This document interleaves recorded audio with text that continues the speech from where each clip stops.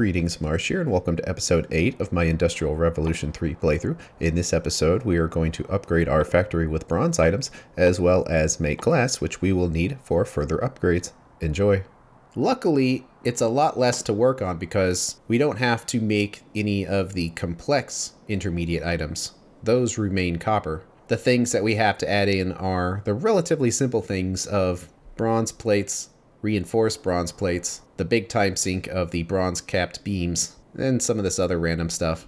So let's search to see what all of these go into to make sure it's worth automating. Bronze plates go into bronze chests and a couple of things, so that's automatically a yes, plus it's pretty easy to make. The reinforced bronze plates are interesting. They do go into a couple of things, but what's funny is that the main use of bronze in the late game is actually making the iron packs. So even after you're done making all of this copper stuff, you still need the bronze plates. Otherwise, it doesn't really go into anything too significant. The bronze beams go into the big machines as you would expect. Probably the interesting thing here is the small bronze poles, but again, because it takes so long to make, we should definitely automate that. And they should stay in our inventory too, so that's the two parts of this. Do we automate it, and does it stay in the inventory? The bronze rods really don't go into much, but we do need chests, so that would be kind of annoying if we didn't have those rods, and it's not worth making like a stack of chests just to avoid having to carry them in our inventory.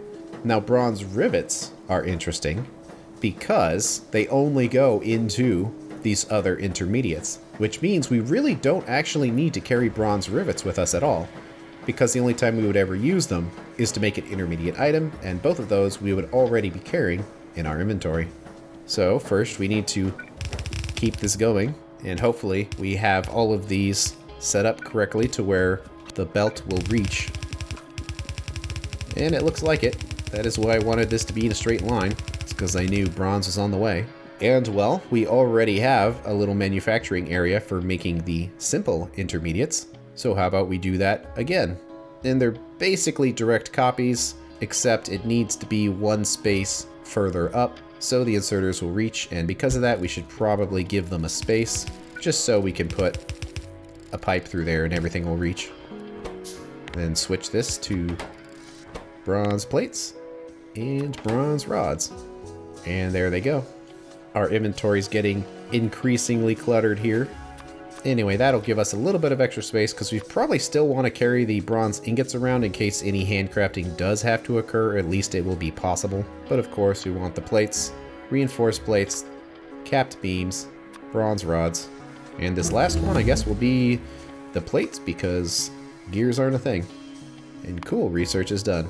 At some point, we'll just have to not be following every single research type because we just simply can't fit them on our quick bar, and there will be more useful things to put in there, like actual items we can use. But for now, we are grabbing those items. So unlike copper, with the copper capped beams, we didn't really need to have any of them in our inventory because they just didn't go into that much. The bronze beams do, because there is no upgraded frame for bronze to use. So if you follow the recipe here, this is one cool thing about IR3 is that although they are giving you more resources that you need to deal with, the recipes don't actually change, and the speed doesn't either. So you can see that the copper capped beam and the bronze capped beam is essentially the same thing. We're just switching out copper for bronze, and of course that makes sense. But the great thing about that is that all we have to do is find a setup doing that, and then we can just copy it. And in this situation, we have two of them doing it because both of them were going into this large copper frame. So do we want to do two of them again? I'm guessing probably not, because the large copper frame required 12 of them, which is pretty crazy. But the bronze cap beams do not go into other machines in that quantity. I mean, certainly things like furnaces, they use like 4 at a time, and the telescope is 8, and the heavy roller is 12, but we only need to build that once. So I'm guessing just having a single machine is fine. So that means just copying a build and taking it to the end here and lining it up. And it doesn't need a space because everything seems to basically line up already. So we'll do that. Switch everything over to the correct recipe. It still needs wood. So let's go back to the mono wheel and grab a bunch of it. Guess I'll just fill up the inventory for now. We're definitely making bricks fast, and in fact, we almost have 3K of them here. So I think we're finally making them faster than I can place them down. Unfortunately, they don't stack in units of 1,000 in IR3 compared to Angel Bobs, so when they only stack in units of 100, you go through them very, very quickly. I'm trying not to make like a perfect square of the factory, and instead for now just focusing on the places where we actually have machines and might want to walk. Okay, we run back here.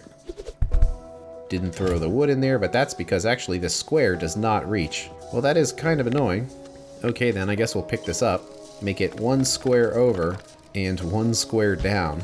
That way we can do a splitter right here. It'll be relatively short, and the other one can jump over if it needs to. So there we go. That way we can walk in a straight line. And of course this actually needs to be changed over as well. So there we go. We probably don't need too many of these. So let's just do 1 pallet worth. And there we go. That will slowly work because it does take a little while. Alright then, the last bronze item we need to make are the reinforced bronze plates. And this is actually something you kind of want to make in large quantities because it does go into science. Gotta keep extending the bus. We're out of the forest now, which is great, but we're not that far away from that cliff right there, so we'll see how this works out. It's so nice to be able to make these assemblers just by clicking. Okay, it's just bronze plates and bronze rivets. Plate, rivet, and then what's the speed? It looks like that's plenty fast. So in fact, this is quite easy to make, almost to the point where I'm thinking we should just put 4 machines down just to make super sure we don't run out of it. They both need to reach essentially past 1 belt. So there will be a belt here, but they can't actually reach it. They need to reach up to the next one. So we're putting this over here, and the reason why I'm not picking everything up and trying to flip it is because it has pipes in it, and you can't flip it. So you have to do it 1 line at a time if that's what you want. And then that's it. It would go, yeah, pretty much right here. And unfortunately, this plate, it just does not reach. It is 1 square short, although I suppose we can test to see if it does have a range that is slightly longer than the coverage area as implied by the GUI. So here we go. Hopefully all of this is set up correctly. Looks like it. And nope, it doesn't reach. Which tells me that the smaller reach of this panel, it's just a graphical thing, that it actually does reach the exact same distance as the big transfer plate does. Let's see, how to handle this then? Well, how about we move this one over, because then it will start picking up the gears, and then we can move this one over, so it picks up both plates. I'm hesitant to place more torches down because we're not that far away from having lights, but nonetheless, it is important to keep up the light.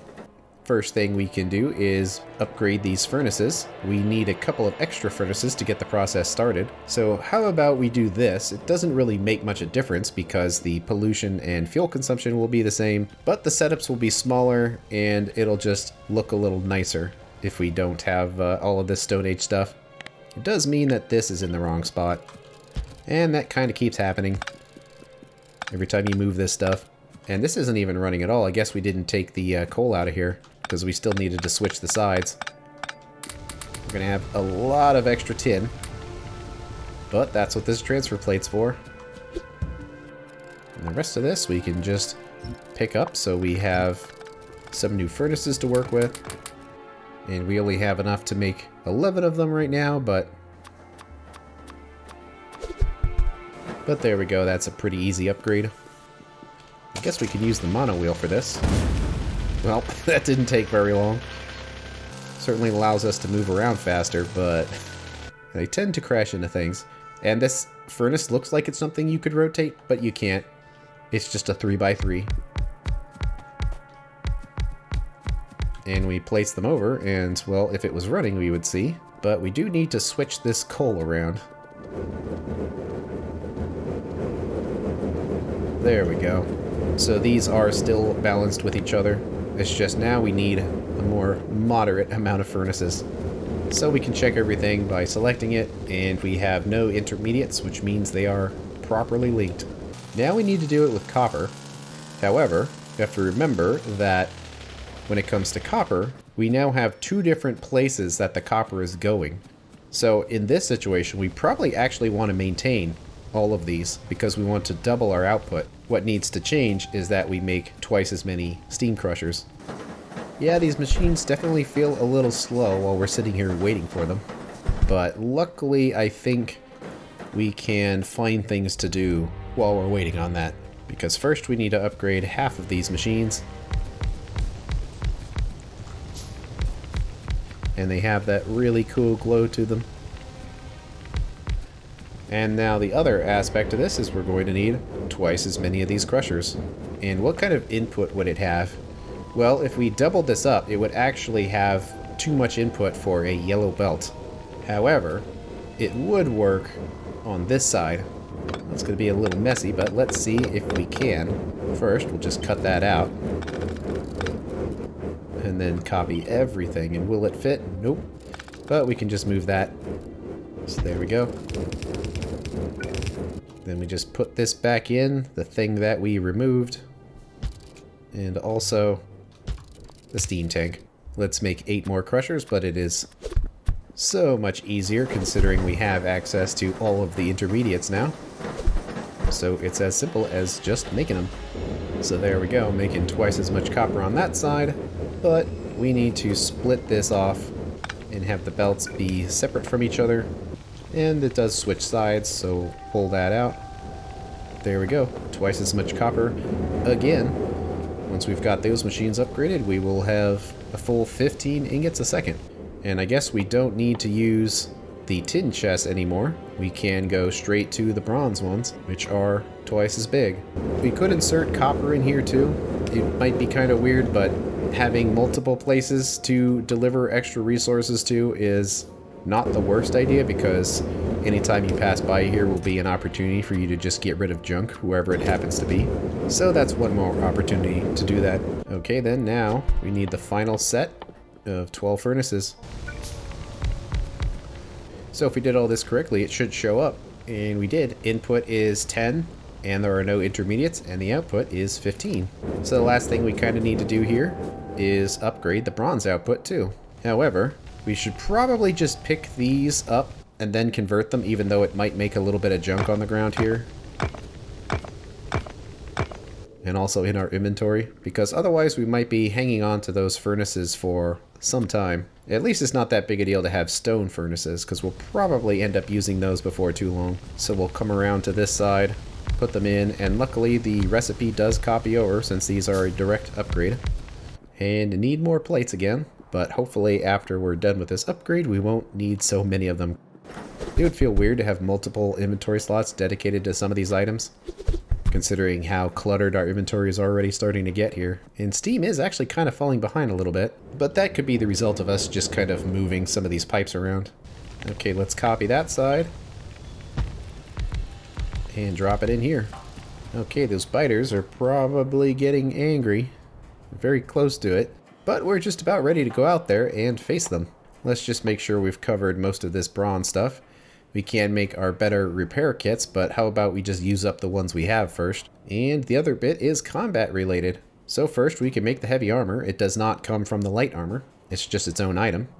So we'll make that, and of course we need plates. But we'll take the armor, plop it on there, and now we have 2 extra rows. And unfortunately, the filters do not follow the rows, so it is what it is, but it's a temporary thing, and eventually you'll have robots and you won't have these filtered inventory slots anymore. So for now, I would say just keep filling the rows beneath it.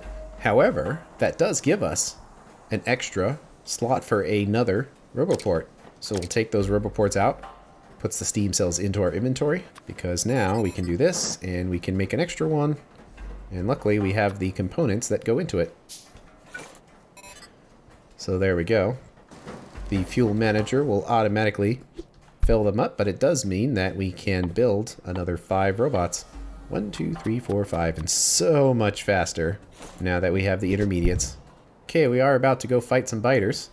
It would be cool to bring some scatterbots along, and they require bronze cartridges, and our bronze cartridges something we want to automate, because it's not like we're going to be fighting so often to where we need to have ammo automated. I feel like it's when you have a wall when you should automate ammo. That prior to that point, you could probably just handcraft what you need.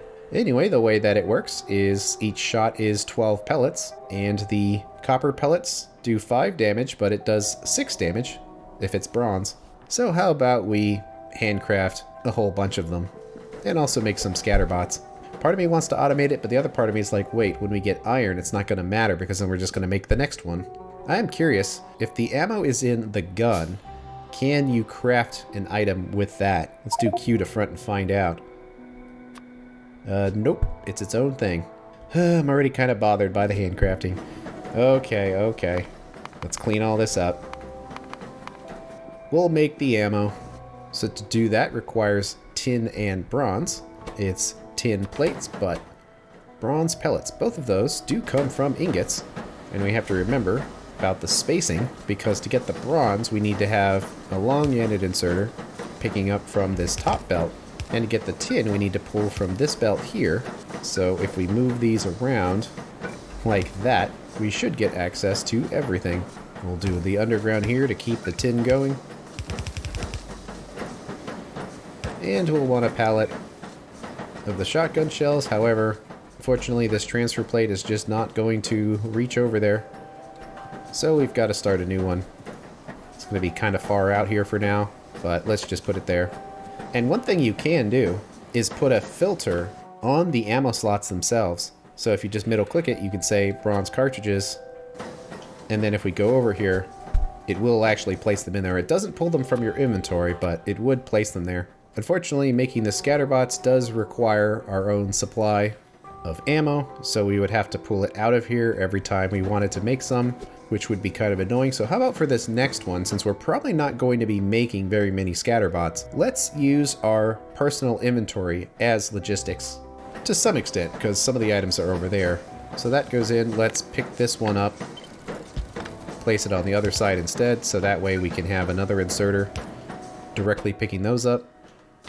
Since it's so close, there's no reason to use our personal logistics for delivering these bronze plates. We can just have a little belt right here pushing it the whole way.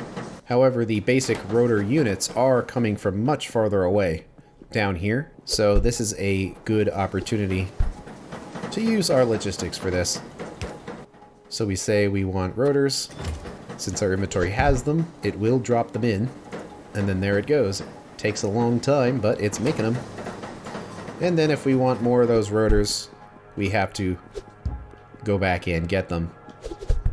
Which means to fill it up quickly, we kind of have to keep going back and forth, but this is the disadvantage to doing this, is that this really only works for small volumes of resources. And once you're making a lot of stuff, you really can't just be walking back and forth like this all the time. But luckily though, scatterbots are just not going to be used that much. They do stack in units of 50 though, so we're probably going to end up making quite a few of these by the time we're all done. Alright, let's start at the bottom of our list here and say we want scatterbots. And the last thing we can make is the heavy roller. It does require a boiler, but that is something we can quickly make. And this thing is definitely limited on ammo magazines, but that's fine. Okay, we have the heavy roller. It is another steampunk vehicle here. It has a huge trunk. Also, the fuel manager works the same way. So we get in, wait for the fuel manager to fill it up. And there we go. It's not nearly as fast as the mono wheel, but it's actually not half bad for what it is. So that has a huge inventory grid for, it looks like, about 10 total roboports. So that would be nice if you need it. Depends on how big of construction tasks you're trying to do. Like certainly if you're trying to clear out a bunch of trees, the heavy roller is useful. But my experience is that in the early game, it's really not that useful for construction, considering to build something like this, it actually needs to have the items in its inventory. And that's a huge amount of items and buffer that in the end, you just don't need that fast. Anyway, we have enough robots in our inventory to go fight some biters. One thing to mention about this combat is that all weapons have a projectile speed in here, so you can miss with bullets. Now, of course, shotguns normally miss anyway, but even SMG bullets can miss. It's a little dark here, but I can kind of show you that the shotgun works as you would expect it to.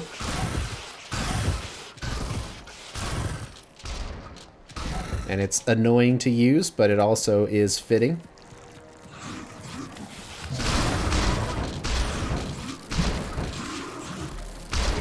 Those did not last very long.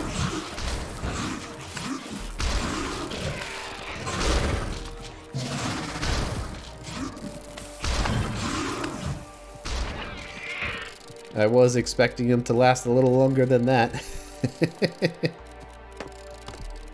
But oh well. They are still useful. So we have covered the initial Bronze Age items. There are more, it's just we can't make them with our current technology. So it's time to fire up some research again. This time we need some glass. Glass itself is another alloy, which is why it comes after bronze. So to make this, we need 9 silica and 3 tin turned into 24 glass. So it is relatively easy to make, not to mention it is a alloy, so the recipe pollution is only 50%. And we have the ability to get rid of it from fragments, and we'll cover all of that later. But the big thing that it unlocks is the etheric lamp. Uses steam and copper prongs to create an unearthly glow. How does it work? Nobody knows. They're basically a low tier light that is powered by steam, and we would certainly want that. So we'll grab that, and now the next blocking tier is iron.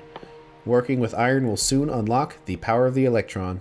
Yes, indeed, despite all of the steam stuff that we are doing, electricity is within reach now.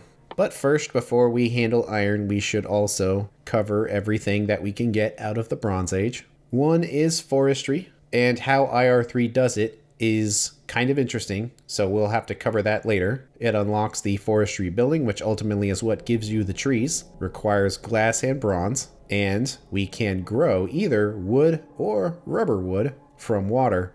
And also it gives you the ability to plant trees directly with wood and stone, and we will cover why you would want to when we build the forestries. But for now, research it.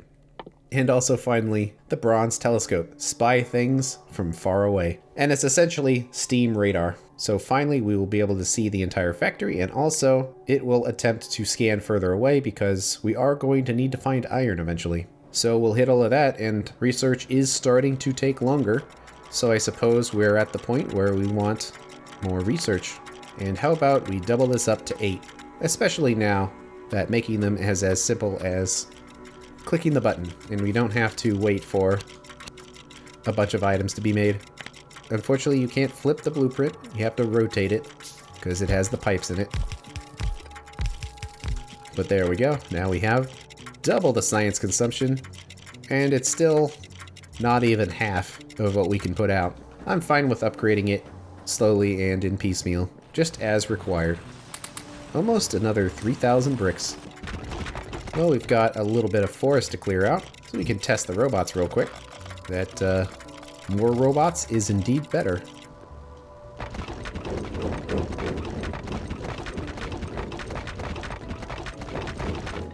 Steam is definitely being consumed faster than we can make it. I don't know how much it matters, but let's let the steam level just get low again, and then if it does, we will double up the number of boilers we have. But there we go. Now, we can make glass. So let's talk about the plan here. Of course, we will use the bronze furnaces now. Requires silica, which is ground down from gravel, which is ground down from stone. So you have the option of belting these items all over the factory, but in this situation, I think it's better to just belt the stone, because unlike angel bobs, there are no byproducts to grinding the resources down, so we can turn the stone into silica right here at glass, and the only thing we'll have to move around the factory is just a belt of stone. And I think that works a lot better because there are other things that you would need those stone products for. So now that we have a plan, this is a situation for Hellmod, where our goal is glass here. And it's interesting how it defaults to just what the recipe does. Now we have to decide how much glass do we want to make. Because glass is an interesting thing in that it is not going to be an item that goes on our minibus here. Because when you look at what it goes into, it does go into quite a bit, but it's all very specific things. So all the stuff on the bottom are machines, and the stuff at the top are things like lamps. Instead of coming up at the top, it would be its own separate belt that would just deliver items as required. So considering that it will be its own belt, and the fact that things that use glass tend to use a lot of it, for example, to make a green circuit you need 2 glass, that we should probably max out a belt of glass doing this. So we'll say 15. That requires the 12 furnaces. They are using the correct fuel. That's another use of tin, so we weren't using much tin before, but we're going to start to find uses for it now. It requires the silica, which comes out of 5 steam crushers, and then the gravel, which comes out of 3 steam crushers. In that situation, we might just want to put a 6th steam crusher in here for silica, so it's a 3-to-6 ratio. And actually what's funny is it could be 3-to-6 into 12 if we really wanted to. I wonder if that would be any good. Maybe. We shall see. But that would be our setup. So we have a shopping list. We need 9 steam crushers. And let's see, is it going to use? Yes, it does. Doing this does use up those other stone furnaces that we had.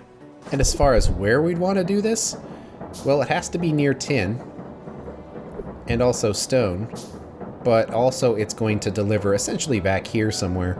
But this is going to be a busy area, so how about we kind of do it up here, because stone will be here, the tin is right here, and it's just a clean place to do it, although there is a little bit of water there. So that might be kind of annoying. I guess it depends on how big it ends up being. So if we did steam crushers, and we did them direct inserted, we would have like one here and like one there. And also you'll notice no recipes. If you look at possible ingredients, these are all of the things that the crusher can crush. So we don't actually have to set these recipes that if you put stone in, you get gravel out, and if you put gravel in, you get silica out. So it's really nice in that way. Well, we can get it this far, and then it would have to be another 2 furnaces per one of these. Because what happens if we put these like this? So each one of these glass furnaces was like that. I think that covers it. So it would be 1 inserter going into the middle machine. Guess we'll just put it in the middle. And then 1 going to each of these. And then these 2 going in through there. Let's snake the pipe through there to get everyone connected.